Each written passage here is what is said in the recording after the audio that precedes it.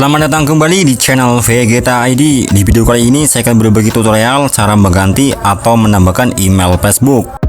Cara seperti ini biasa teman-teman lakukan barangkali mungkin teman-teman habis beli akun Facebook. Untuk mengantisipasi supaya nanti untuk akun Facebook yang kita beli tidak dihack kembali, nanti teman-teman bisa ganti atau menambahkan email yang baru. Dan buat teman-teman yang mungkin belum tahu, silakan nanti bisa teman-teman simak video tutorialnya berikut ini. Oke teman-teman, kita lanjut kembali. Untuk langkah yang pertama, kita masuk terlebih dahulu di bagian aplikasi Facebook. Kemudian untuk di bagian ini nanti teman-teman pilih di bagian pojok atas sebelah kanan. Kemudian kita masuk di bagian profil Facebook kita. Dan untuk di bagian ini nanti teman-teman pilih di bagian tulisan edit profil. Kemudian scroll sampai ke bawah. Lalu kita pilih di bagian tulisan edit informasi tentang Anda.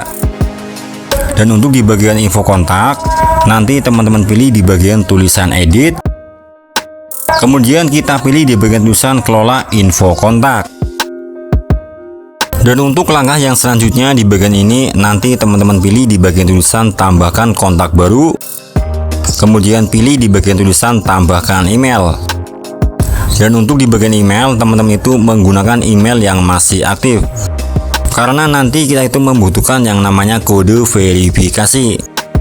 Kemudian jangan lupa di bagian bawah kita centang. Kemudian kita pilih di bagian tulisan berikutnya. Dan untuk langkah yang selanjutnya, nanti tinggal teman-teman tunggu sampai kode verifikasinya masuk. Untuk di bagian kode verifikasi, nanti bisa teman-teman cek di bagian email di bagian kontak masuk.